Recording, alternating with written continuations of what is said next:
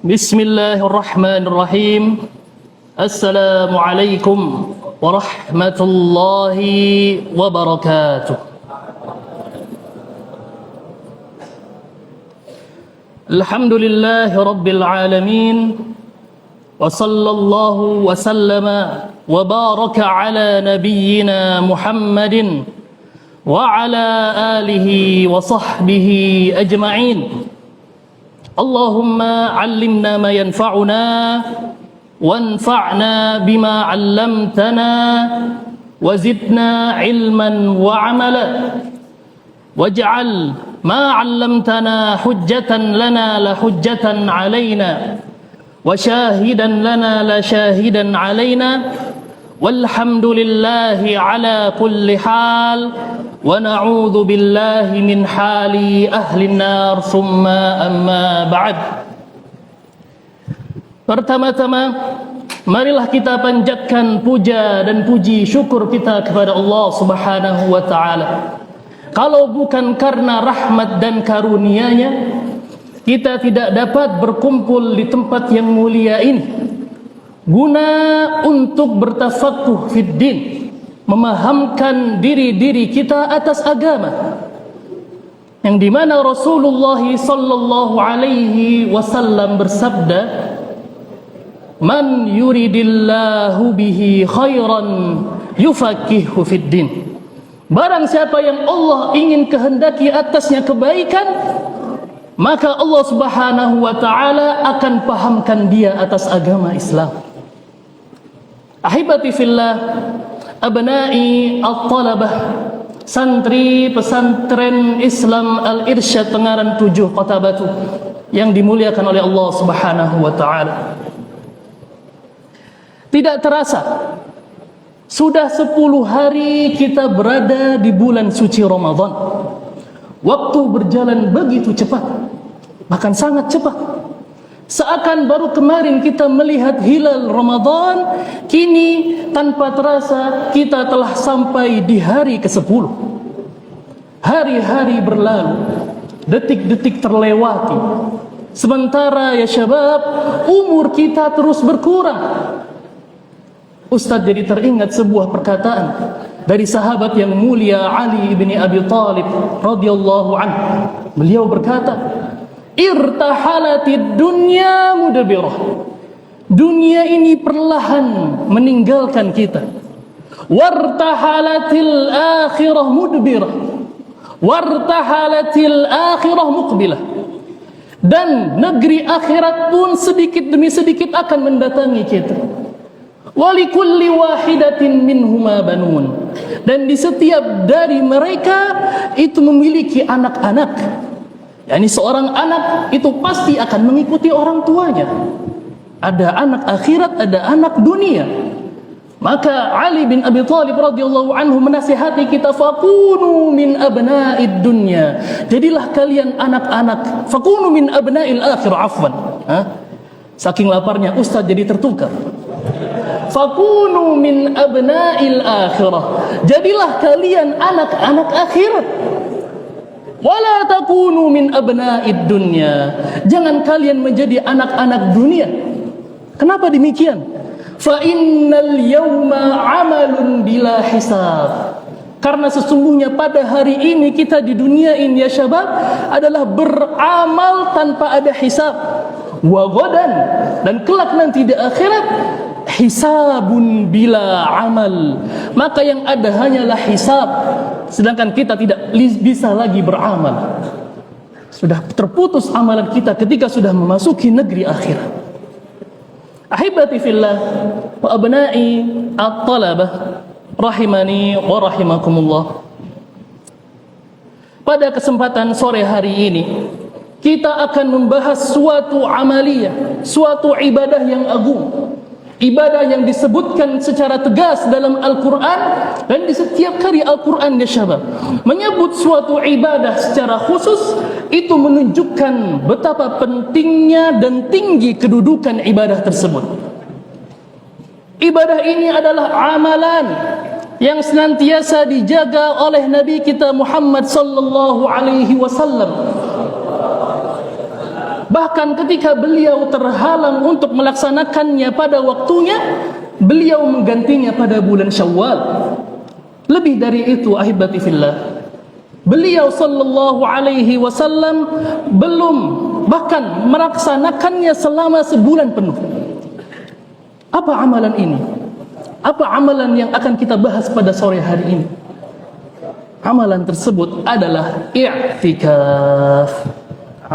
Sesuai dengan judul muhadarah kita pada sore hari ini, insyaallah taala kita akan membahas hal-hal yang berkaitan dengan fikih i'tikaf. Dan insyaallah pembahasannya ini akan terbagi menjadi 4 bagian, yang dimana kalau sesuatu pembahasan ya syabab disajikan secara langsung itu akan memberatkan.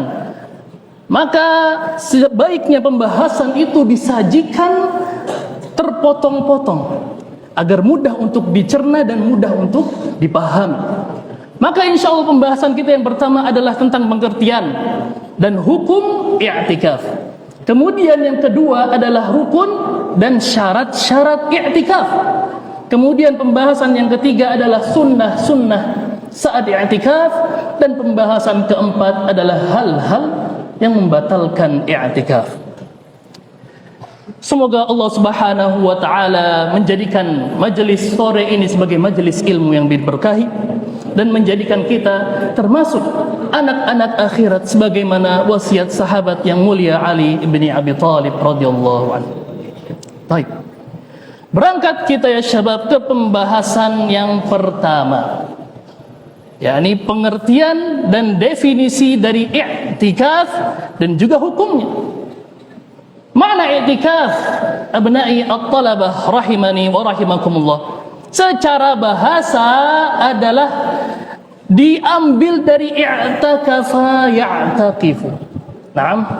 Dan i'takafa ya'takifu itu diambil dari 3 huruf utama, yakni ain wal kaf wal fa. Akafa 'ala syai', yang artinya adalah menetapi sesuatu, dan juga berarti terus-menerus melakukannya dan tidak meninggalkannya. Orang Arab mengatakan akafa alaihi uqufan wa aqfan, jika ia melazimi dan terus menetapinya. Bahkan disebutkan akaftu syai'a ay habastuhu. Akaftu syai'a bermakna aku menahan sesuatu, yang artinya ada makna menahan dan ada makna menetapi dan melazim. Dan dari Al-Quran atas makna lugawi ini ya syabab, firman Allah Subhanahu wa taala, humul ladzina kafaru wa saddukum 'anil masjidil harami wal hadiya ma'kufan ay yablugha mahillah. Dalam surat Al-Fath ayat ke-25. Mereka itulah orang-orang kafir yang menghalangi kamu dari Masjidil Haram dan menghalangi hewan kurban yang tertahan, yakni ma'kufan maknahu tertahan untuk sampai ke tempat penyembelihan. Kata ma'kufan seperti yang dijelaskan tadi artinya adalah tertahan. Jadi secara bahasa ya syabab, i'tikaf itu berkisar pada 3 makna. Yang pertama adalah menahan, yang kedua adalah menetap, dan yang ketiga adalah melazimi sesuatu. Kemudian setelah kita mengetahui makna i'tikaf secara bahasa, kita akan beranjak kepada makna i'tikaf secara istilah. I'tikaf sendiri didefinisikan oleh ulama al-lubthu fil masjid ala sifatin makhsusatin biniyah, yang artinya adalah berdiri atau berdiam diri. Terbalik-balik terus Ustaz. Berdiam diri di masjid dengan tata cara tertentu disertai dengan niat. Naam. Jadi dari ta'rif ini ya syabab kita bisa mengambil beberapa kesimpulan bahwasanya al-lubthu fil masjid, yakni berdiam diri itu berada di mana? Di masjid. Naam. Ala sifatin makhsusatin, dengan sifat yang khusus, dengan aturan syariat yang khusus, biniyatin, yang terakhir harus bersamaan dengan niat, harus ada niat i'tikaf. Dalam kaidah fikih disebutkan la thawaba illa biniyah. Kalau seseorang hanya diam di masjid saja tanpa ada niat i'tikaf, maka dia tidak akan mendapatkan pahala i'tikaf. Kemudian abna'i at-talabah rahimani wa rahimakumullah, Al-Imam Ibn Rajab rahimahullah menjelaskan hakikat i'tikaf dengan sangat indah. Beliau berkata, qat'ul 'alaik 'anil khalaik. I'tikaf itu adalah qat'ul 'alaik 'anil khalaik. Hakikat i'tikaf adalah memutus ketergantungan dari makhluk untuk tersambung dengan pengabdian kepada Sang Khalik. Littisali bi khidmatil khaliq wa kullama qawiyatil ma'rifatu billahi wal mahabbati lahu wal unsu bihi awrasat sahibaha al inqita' ila Allah taala bil kulliyati ala kulli hal. Dan setiap kali semakin kuat ma'rifat kepada Allah, semakin kuat cinta kepadanya dan semakin kuat rasa tenang bersamanya, maka itu akan mewariskan kepada seseorang keterputusan total kepada Allah dalam setiap keadaan. Ini makna yang sangat dalam, ahibati fillah. Jadi i'tikaf bukan sekedar tinggal di masjid, tetapi i'tikaf adalah memutus hubungan berlebihan dengan dunia, mengurangi interaksi dengan manusia, mengosongkan hati dari kesibukan dunia dan mengisinya dengan zikir kepada Allah Azza wa Jalla. Ini mengingat Allah. Ahibati fillah, abna'i at-talabah rahimani wa rahimakumullah. Maka dari itu, tujuan i'tikaf secara spiritual adalah menahan diri dari aktivitas duniawi biasa dan hanya fokus total kepada Allah Azza wa Jalla, serta menghidupkan hati, menguatkan hubungan dengan Al-Quran dan juga membersihkan jiwa. Karena itu Nabi sallallahu alaihi wasallam sangat menjaga i'tikaf, terutama di 10 hari terakhir di bulan Ramadan. Ada Aisyah radhiyallahu anha, anna an-nabiy sallallahu alaihi wasallam kana ya'takifu al-'ashra al-awakhir min Ramadan hatta tawaffahu Allah, muttafaqun alaih. Yang dari Aisyah radhiyallahu anha bahwa Nabi sallallahu alaihi wasallam selalu beriktikaf pada 10 hari terakhir di bulan Ramadan sampai Allah mewafatkan beliau. Ini menunjukkan betapa agungnya ibadah ini, betapa tingginya kedudukan ibadah ini di sisi Allah Azza wa Jalla. Maka beranjak dari situ ada pesan penting untuk hati kita ini, ya syekh. Kalau kita renungkan di luar Ramadan, kita sibuk dengan pekerjaan, sibuk dengan keluarga. Apalagi kalau antum nanti sudah liburan, sibuk dengan gadget-gadget antum, sibuk main HP, ya, sibuk nonton TV, sudah ada TV di rumah, sibuk ini dan itu, sibuk mengurusi urusan dunia. Maka nanti ya syabab, ketika antum liburan dan sudah mendapati 10 malam terakhir, maka i'tikaf itu adalah momen berkata kepada dunia cukup. Momen seorang hamba itu berkata kepada dunia cukup, sekarang aku ingin bersama dengan Rabbku, aku ingin bersama berduaan dengan Allah Subhanahu wa ta'ala. Maka i'tikaf itu adalah latihan mengendalikan hawa nafsu, ya syabab. Latihan memutuskan ketergantungan dunia, begitu pula latihan untuk menghidupkan hati. Semakin seorang mengenal Allah, semakin ia ingin menyendiri bersama. Ahibati fillah wa abna'i at-talabah rahimani wa rahimakumullah. Setelah kita mengetahui makna i'tikaf dan juga hakikatul i'tikaf, kita beranjak kepada hukum i'tikaf. Naam. An Aisyah radhiyallahu anha qalat, أن النبي صلى الله عليه وسلم كان يعتكف العشر الأواخر من رمضان حتى توفاه الله ثم اعتكف أزواجه من بعده متفق عليه. Yang artinya adalah sungguhnya Nabi sallallahu alaihi wasallam selalu beriktikaf pada 10 hari terakhir di bulan Ramadan sampai Allah mewafatkan beliau. Kemudian istri-istri beliau beriktikaf setelah wafatnya. Hadis ini, ya syabab, menjadi dalil pokok dalam masalah ini. yang dimana ini hadis ini menunjukkan bahwasanya i'tikaf itu disyariatkan, bukan sekedar tradisi pada bulan Ramadan, bukan sekedar budaya, tetapi ibadah sunnah yang Nabi sallallahu alaihi wasallam lakukan secara rutin. Perhatikan kalimat dalam hadis kana ya'takif. Kata kana ya syabab menunjukkan kebiasaan yang terus menerus. Artinya Nabi sallallahu alaihi wasallam melazimkan setiap tahun untuk beriktikaf. Walaupun ada pada suatu kesempatan Nabi tidak beriktikaf dan menggantinya di bulan Syawal. Ini menunjukkan betapa pentingnya ibadah ini. Dan hadis itu juga menunjukkan ya syabab bahwasanya i'tikaf yang paling ditekankan adalah di 10 hari terakhir di bulan Ramadan. Nah, pada dasarnya i'tikaf itu boleh kapan saja. Para ulama menjelaskan bahwasanya i'tikaf itu disunnahkan di sepanjang tahun, tidak dikhususkan di bulan Ramadan. Tetapi lebih ditekankan pelaksanaannya di 10 hari terakhir di bulan Ramadan. Mengapa? Karena di dalam 10 hari terakhir di bulan suci Ramadan ya syabab, ada yang satu malam, ada yang namanya Lailatul Qadr. Naam. Inna anzalnahu fi Lailatul Qadr. Wa ma adraka ma Lailatul Qadr. Lailatul Qadri khairum min alfi syahr, lebih baik daripada 1000 bulan. Satu malam di 10 hari terakhir bulan Ramadan, yang ketika seseorang hamba itu beribadah pada malam hari tersebut, pahalanya setara dengan 1000 bulan. Ahibati fillah, a'azzani Allah wa iyyakum jami'an.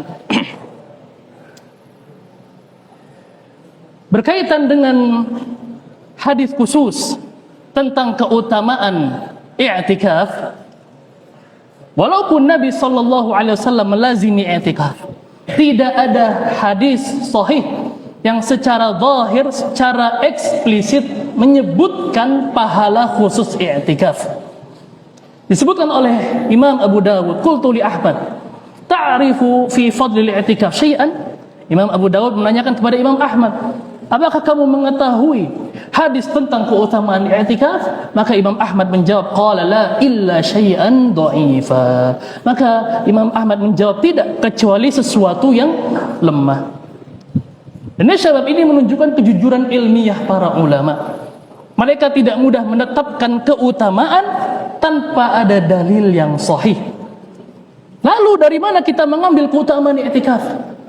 Keutamaan i'tikaf ya syabab diambil dari dalil umum, dari perbuatan Nabi sallallahu alaihi wasallam. Allah Subhanahu wa taala berfirman, "Wa ahidna ila Ibrahim wa Ismail an tahhira baitiya lit-taifina wal 'akifina war ruk'is sujud." Yang artinya adalah, dan kami perintahkan kepada Ibrahim dan kepada Ismail agar mereka menyucikan rumahku untuk orang-orang yang tawaf, dan juga untuk orang-orang yang beriktikaf dan orang-orang yang rukuk serta sujud. Perhatikan ahibati fillah, Allah menyebut al-akifin bersama ahli tawaf dan orang-orang yang rukuk dan sujud. Ini merupakan bentuk pujian dan cukup sebagai keutamaan bahwa Nabi sallallahu alaihi wasallam sendiri melaziminya sepanjang hidup beliau, yakni melazimi i'tikaf sepanjang hidup beliau. Maka kita mengambil keutamaan i'tikaf bukan dari dalil yang sifatnya adalah spesifik, tetapi kita mengambil keutamaan i'tikaf dari perbuatan Nabi sallallahu alaihi wasallam yang melaziminya setiap tahun. Kemudian ahibati fillah, a'azzani Allah wa iyyakum jami'an. Hukum i'tikaf, kalau antum perhatikan dalam ayat yang sebelumnya, ternyata i'tikaf itu bukan syariat yang baru. I'tikaf itu sudah ada pada syariat-syariat sebelumnya. Di zaman Nabi Ibrahim dan Ismail sudah ada ternyata. Wa ahidna ila Ibrahim wa Ismail an tahhira baitiya lit-taifina wal 'akifin, menunjukkan bahwasanya syariat i'tikaf itu ada pada syariat yang terdahulu. Maka di sini hukum i'tikaf ya syabab tidak dihapus, atau kita katakan tidak mansukh. Ayat di atas menunjukkan bahwa i'tikaf sudah ada sejak syariat Nabi Ibrahim alaihissalam, dan hadis Aisyah radhiyallahu anha menunjukkan bahwasanya Nabi sallallahu alaihi wasallam mengamalkannya. Maka itu berarti ya syabab, ibadah ini bukan syariat yang baru, bukan pula ibadah yang dihapus, melainkan ia tetap berlaku sampai hari kiamat kelak. Dan juga tidak ada yang berkata bahwasanya i'tikaf itu khusus untuk Nabi. I'tikaf itu tidak khusus untuk Nabi. Sebagian ibadah ada yang khusus bagi Nabi, tetapi i'tikaf ya syabab bukan termasuk kekhususan beliau. Dalilnya jelas. Tsumma atakafa azwajuhu min ba'dihi. Di hadis Aisyah yang sebelumnya, istri-istri beliau beriktikaf setelah wafatnya Nabi sallallahu alaihi wasallam. Kemudian ahibati fillah, a'azzani Allah wa iyyakum jami'an, berkaitan dengan hukum i'tikaf bagi perempuan, maka hadis Aisyah ini juga menjadi dalil bahwa wanita boleh beriktikaf. Mayoritas ulama berpendapat bahwasanya i'tikaf itu disunnahkan juga bagi wanita sebagaimana disunnahkan bagi laki-laki, tentu dengan syarat-syarat yang ada. Salah satunya adalah aman dari fitnah, mendapatkan izin dari suami, dan menjaga adab syariat. Dan juga hukum i'tikaf ya syabab, dinukil ijma' ulama tentang hukum asalnya. Ini hukum asal i'tikaf. Al-Imam Ibnul Munzir rahimahullah berkata, ajma'a ahlul ilmi ala anna al-i'tikaf sunnah. Telah terjadi ijma' ahli ilmu bahwasanya i'tikaf itu hukumnya adalah sunnah. La yajibu 'alan nasi fardhan illa an yujibal mar'u 'ala nafsihi al-i'tikaf nadhran fayajibu 'alaihi. Maka berdasarkan ijma' ini ya syabab, para ulama telah bersepakat bahwa i'tikaf itu hukumnya apa ya syabab? Sunnah. Tidak wajib atas manusia sebagai fardu, kecuali jika seseorang mewajibkannya atas diri sendiri. Ketika seseorang bernazar ya, mewajibkan i'tikaf atas diri sendiri, maka hukum i'tikaf itu pun menjadi wajib. Dan nazar, ahibati fillah, azani Allah wa iyyakum jami'an, artinya adalah seseorang mewajibkan atas dirinya suatu ibadah yang asalnya tidak wajib. Nabi SAW bersabda, man nazara an yuti'allaha falyuti'hu. Artinya barang siapa yang bernazar untuk taat kepada Allah, maka hendaklah ia menaatinya. Jadi ketika seseorang berkata, kalau Allah sembuhkan saya akan beriktikaf 3 hari. Kalau misalnya Allah meluluskan saya dalam ujian nanti, saya akan beriktikaf 3 hari misalnya. Maka iktikaf itu menjadi wajib atas dirinya. Dikisahkan dari sahabat Umar radhiyallahu anhu, bahwasanya beliau berkata, ya Rasulullah, inni nazartu an a'takifa lailatan fil masjidil haram. Saya bernazar untuk beriktikaf pada suatu malam di Masjidil Haram. Maka Nabi sallallahu alaihi wasallam bersabda, "Aufi binadrik." Muttafaqun alaih. Yang artinya adalah tunaikan nazar. Ini dalil tegas bahwa nazar menjadikan i'tikaf yang hukumnya itu sunnah menjadi apa ya syabab? Menjadi wajib. Baik. Ahibati fillah, a'azzani Allah wa iyyakum jami'an. Setelah kita mengetahui pengertian definisi dari i'tikaf dan juga hikmah dari i'tikaf dan juga hukum i'tikaf itu sendiri, sekarang kita beranjak kepada pembahasan selanjutnya, pembahasan yang kedua, yakni rukun-rukun i'tikaf.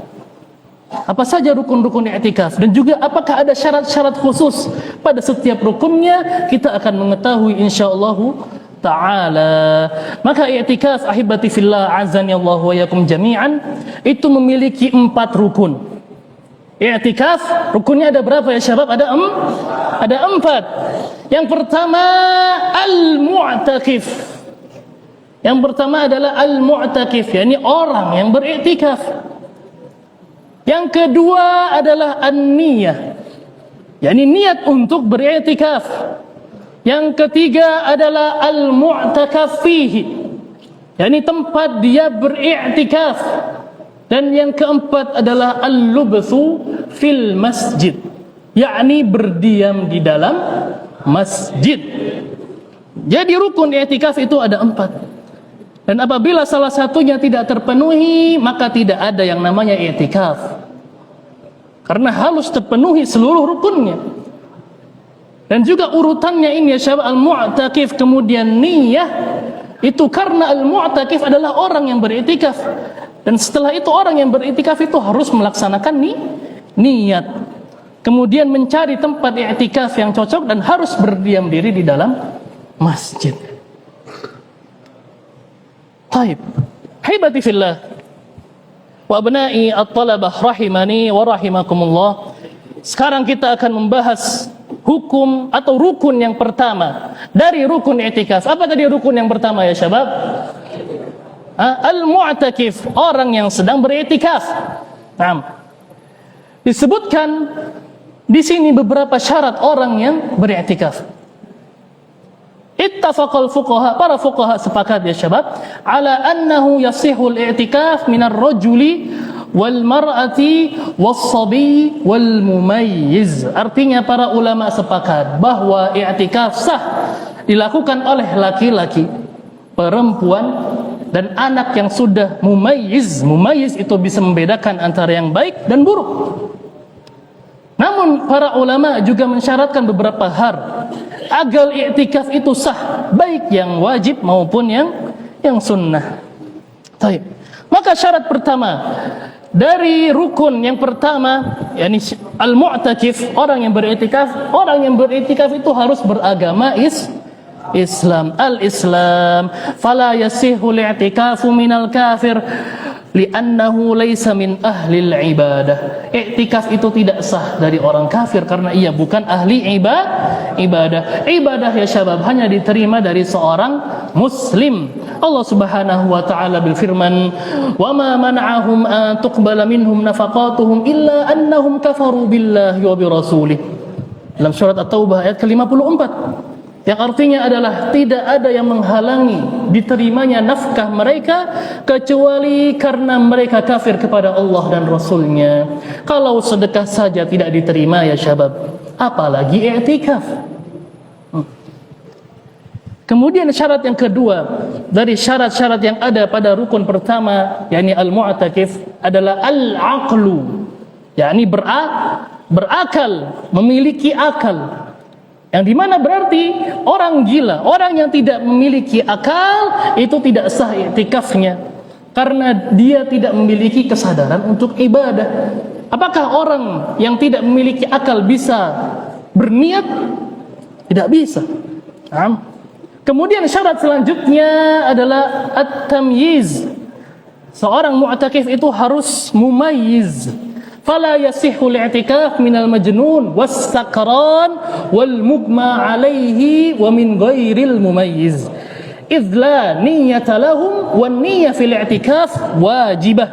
Maka tidak sah i'tikaf dari orang yang tidak mumayyiz, tidak bisa membedakan antara yang baik dan buruk, dari orang gila, dari orang yang mabuk, dari orang yang pingsan, juga anak kecil yang belum mumayyiz. Dan Ustaz yakin semuanya di sini sudah mumayyiz. Bisa kadalik. Dan ini disebabkan kenapa? Karena orang yang tidak mumayyiz itu tidak bisa membedakan antara yang niat dan bukan niat. Mereka tidak memiliki niat. Padahal Nabi SAW bersabda, "Innamal a'malu binniyat wa innamal likulli imri'in ma nawa." Sesungguhnya amal-amal itu tergantung pada niatnya dan setiap orang mendapatkan sesuai yang ia niatkan. Adapun anak yang sudah mumayyiz, anak kecil walaupun belum balik, tapi dia sudah mumayyiz dan sudah berakal, maka i'tikafnya sah. Naam, karena ia termasuk ahli ibadah, sebagaimana sah pula darinya puasa sunnah. Ini menunjukkan pendidikan ibadah sejak dini itu sangat dianjurkan. Baik. Ahibati fillah, kemudian syarat keempat dari syarat-syarat yang ada dalam rukun pertama, yakni al-mu'takif. Ini at-taharah minal haidi wan nifas. Ini suci dari haid dan nifas. Yang syarat ini adalah syarat yang khusus untuk perempuan apa laki-laki ya syabab? Untuk perempuan, untuk wanita. Wanita yang sedang haid dan nifas tidak sah i'tikafnya. Karena i'tikaf itu harus di mana? Harus di masjid. Sedangkan wanita haid dan nifas tidak boleh berdiam diri di dalam masjid. Nabi SAW bersabda, "Inni la uhillul masjida li haidin wala junub." Yang artinya aku tidak menghalalkan masjid bagi wanita haid dan orang yang junub. Ahibati fillah, Abna'i at-talabah. Kemudian syarat yang kelima, at-taharah minal janabah. Di mana orang yang junub tidak boleh berdiam diri di dalam masjid sampai ia mandi. Allah Subhanahu wa taala berfirman, "Ya ayyuhalladzina amanu la taqrabus salata wa antum sukara hatta ta'lamu ma taqulun wa la junuban illa 'abiri sabilin." Yang artinya, wahai orang-orang yang beriman, janganlah kalian mendekati salat dalam keadaan mabuk, dan jangan pula dalam keadaan junub kecuali sekedar berlalu saja sampai kalian mandi. Dalam tafsir Fathul Qadir karya Imam Asy-Syaukani, beliau menyebutkan bahwa makna salat di sini, ahibati fillah, ada dua penafsiran. Yang pertama adalah salat itu sendiri secara lahiriah. Yang kedua adalah tempat salat, yaitu masjid. Dan beliau menjelaskan bahwa maksud dari wala junuban illa abiri sabilin adalah salat dan masjid secara bersamaan. Ayat ini ahibati fillah menunjukkan bahwa orang yang junub tidak boleh berdiam diri di dalam masjid. Dan karena i'tikaf ini utamanya adalah al-lubthu fil masjid, yakni berdiam diri di dalam masjid, maka orang junub tidak sah i'tikafnya sampai ia bersuci. Kemudian kita akan masuk ke dalam rincian-rincian hukum berkaitan dengan i'tikafnya perempuan. Pada dasarnya i'tikaf seorang wanita itu sah menurut kesepakatan para fuqaha dengan syarat-syarat yang telah disebutkan sebelumnya, yaitu Islam, berakal, mumayyiz, suci dari haid dan nifas. Jadi tidak benar anggapan bahwa i'tikaf hanya untuk laki-laki. Syariat memberi ruang yang sama dalam ibadah ini. Dalilnya sudah jelas dalam hadis Aisyah radhiyallahu anha, anna Nabiy sallallahu alaihi wasallam kana ya'takifu al-ashr al-awakhir min Ramadan hatta tawaffahu Allah, thumma i'takafa azwajuhu min ba'dih. Istri-istri Nabi sallallahu alaihi wasallam melakukan i'tikaf setelah Nabi sallallahu alaihi wasallam wafat. Ini dalil yang sangat kuat bahwa i'tikaf disyariatkan pula bagi wanita. Dan di sini disebutkan ada syarat tambahan bagi wanita yang dia sudah menikah. Disebutkan wa yashtaratu lil mutazawwijati an ya'zana laha zawjuha li'annaha la yanbaghi laha al-i'tikafu illa bi'idnih. Wanita yang sudah menikah disyaratkan mendapatkan izin dari suami. Mengapa? Karena hak suami adalah kewajiban yang sifatnya langsung dan terus menerus, sedangkan i'tikaf adalah ibadah sunnah kecuali apabila ia bernazar. Dalam kaidah fikih disebutkan kewajiban tidak boleh ditinggalkan demi ibadah yang sifatnya sunnah. Nabi SAW bersabda, la yahillu limra'atin an tasuma wa zawjuha syahidun illa bi'idnih. Yang artinya adalah tidak halal bagi seorang wanita berpuasa sunnah sementara suaminya hadir kecuali dengan izinnya.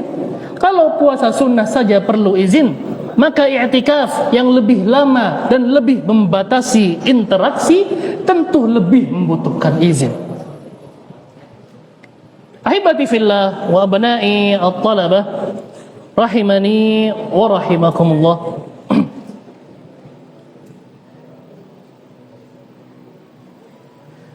Beranjak ke rukun yang kedua. Apa rukun yang kedua, Syekh? Niat. An-niyah. Dan niat itu adalah rukun i'tikaf. Haibati fillah, niat adalah rukun dalam i'tikaf. Karena i'tikaf adalah ibadah yang maksudah sebagai ibadah itu sendiri, maka niat wajib ada padanya.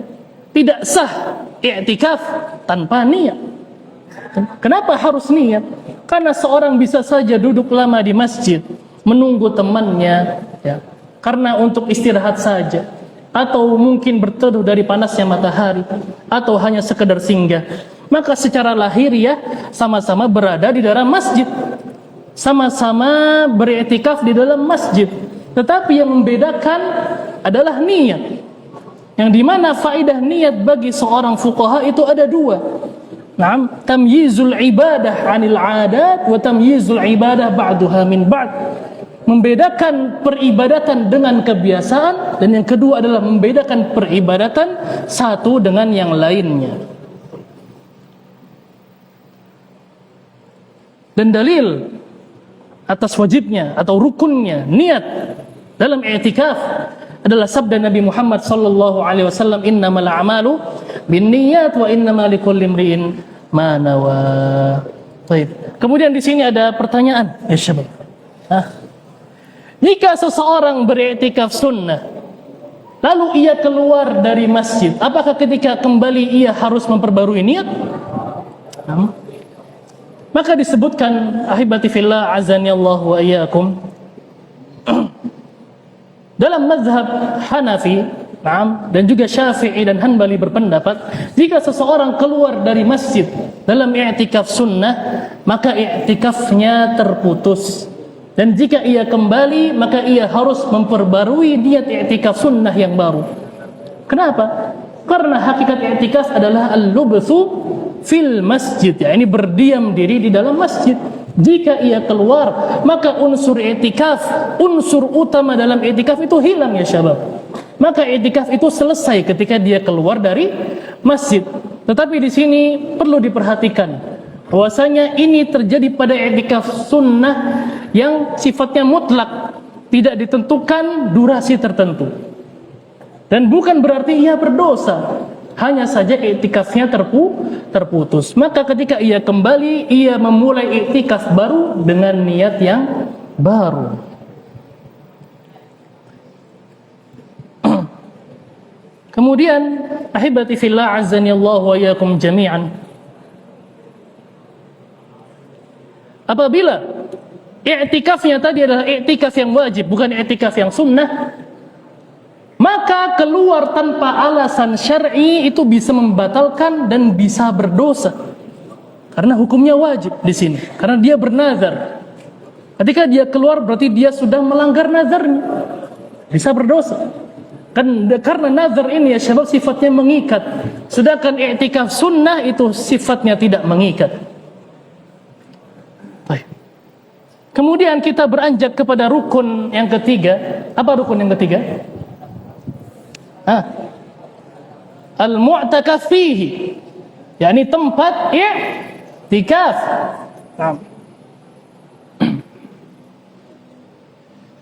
Allah Subhanahu wa taala berfirman dalam surat Al-Baqarah ayat ke-187, "Wala tubashiruhunna wa antum 'akifuna fil masajid.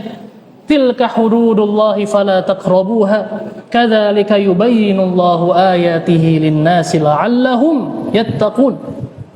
Yang artinya, dan janganlah kalian mencampuri mereka sementara kalian beriktikaf di masjid-masjid. Itulah batas-batas Allah, maka janganlah kalian mendekatinya. Demikianlah Allah menjelaskan ayat-ayatnya kepada manusia agar mereka bertakwa. Nah, perhatikan firman Allah Subhanahu wa taala, "Aqifuna fil masajid." Ini menunjukkan tempat i'tikaf itu sendiri. Di mana tempat i'tikaf, ya syabab? Di dalam masjid. Dan juga yang menunjukkan bahwasanya i'tikaf itu tempatnya di dalam masjid adalah ijma' ulama. Disebutkan bahwasanya ajma'al fuqaha ala annahu la yasihhu i'tikafur rajuli illa fi masjid. Yang dalilnya ada dua, ayat yang tadi dan juga perbuatan Nabi sallallahu alaihi wasallam. Lianna an-nabiy sallallahu alaihi wasallam lam ya'takhif illa fil masjid.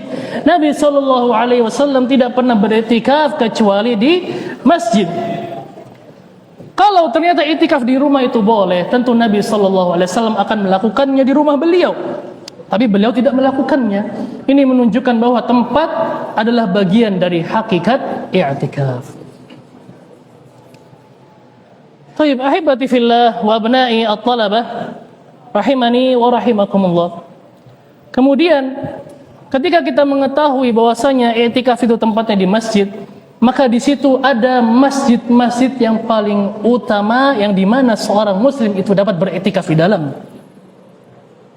Para ulama sepakat, ittafaqu ala anna al-masjid ats-tsalatsa afdal min ghairiha. Ada 3 masjid yang dimana seorang yang beriktikaf di dalamnya itu lebih baik daripada masjid-masjid yang lainnya.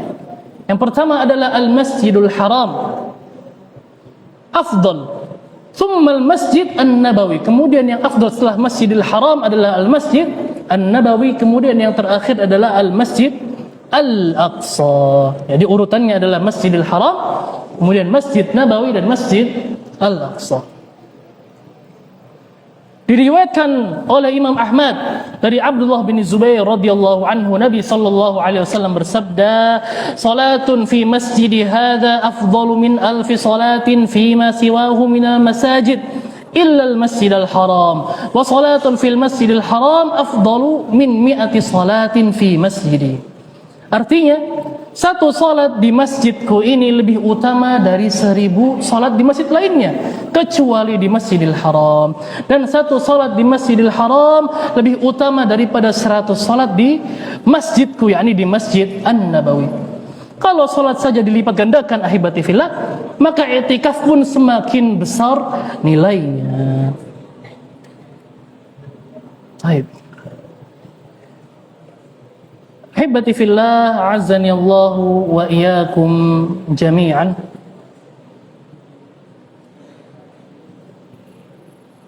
Kemudian melihat waktu yang sebentar lagi sudah selesai sepertinya, kita akan beranjak langsung ke rukun keempat,